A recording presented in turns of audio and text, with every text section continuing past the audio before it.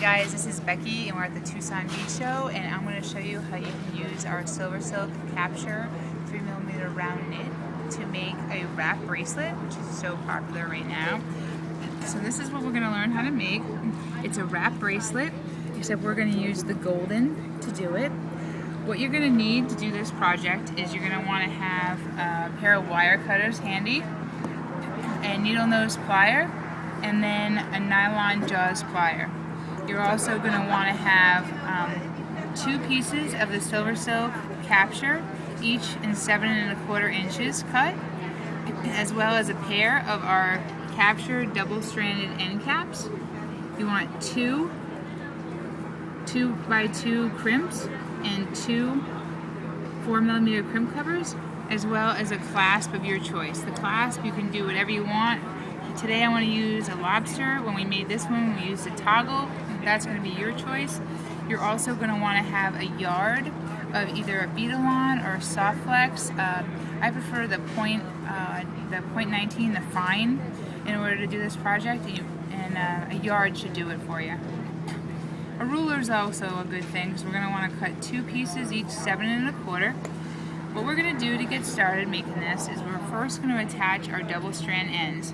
The double strand ends have a groove right along the inside of them, and there's 2 channels. So the knit is actually going to fit into each of the channels. So what we're going to do is, after you've cut your knit, I would recommend you roll the ends of the knit. This way you're molding the ball chain around, the wire around the ball chain. We're going to put 1 into one channel, 1 into the other channel.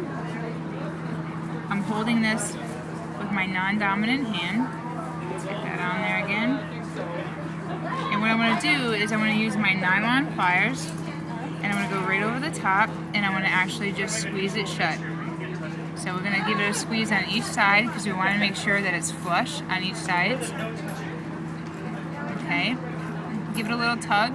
It's on there. So that's how you're going to start it. Now we need to have our wire. Oh, I almost forgot. You're going to want to have the beads of your choice. I would recommend that you use beads that are, 8mm or smaller. We're using an 8. Even the 6s and the 4s look really nice. And make sure that they're, a consistent shape. That's what I want to do now to get my beadalon wire, my beading wire started. Is I want to just put my crimp right on there. I'm going to go around one side of our capture. Okay, I want to come back around it, so I'm just looped in. See how we did that? And I'm just going to push it right down close to the capture. I want to use my needle nose pliers. You really do not need the crimping tool to do this. Just bring your crimp right up close to the capture, just leaving a little bit of a loose loop, not too loose. Give it a nice squeeze. So now we've crimped that on. Now what I want to do is we're going to want to cover that. So this is really our first pass through our beads. So I'm going to come around it, come around the capture, and then I'm going to bring the 2 of them together, where my crimp is and then my extra wire. And I'm going to want to conceal my wire as well as my crimp. That's a 4mm crimp cover. I want to take this, slide it over my crimp, over that extra piece of wire I have, bring the 2 of them together. I want to use my needle nose pliers, and then just give it a close shut. Okay. Now with my wire cutters, I want to just trim off that excess piece of wire that we have. It's also helpful if you use a clipboard.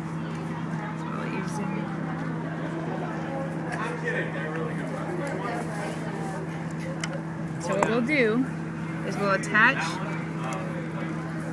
that to the clipboard. I'm going to take my bead. Oh, skip the step. First, I want to go around the capture, come back around. Now I'm going to add my bead.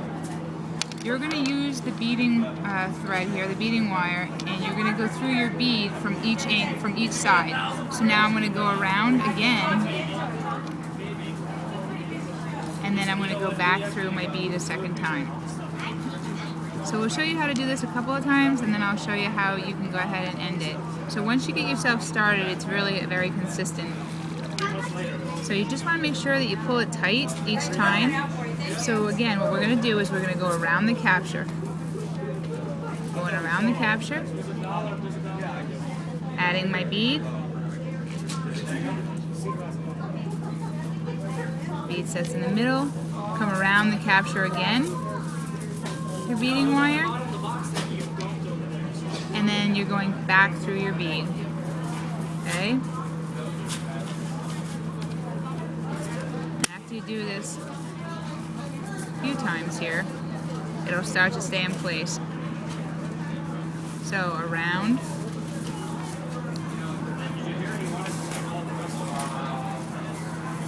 So this, using the capture, the wrap bracelets have become really popular with people using leather.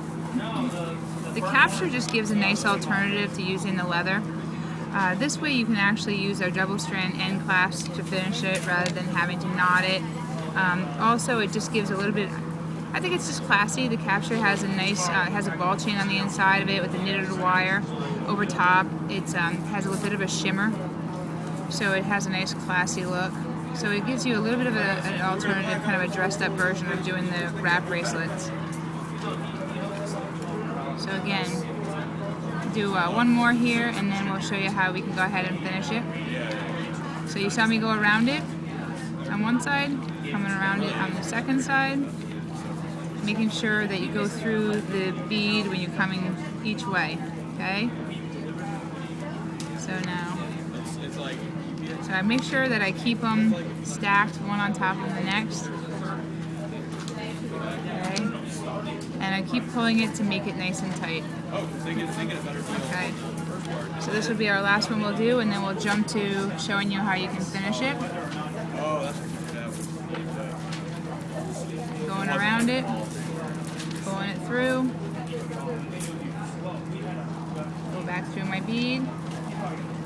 So it didn't need to be a sweetener. So now you're going to consistently do this. I'm wondering how she's putting it through the chain. It's going right around the chain. It's actually not going through. Yeah, it's going right around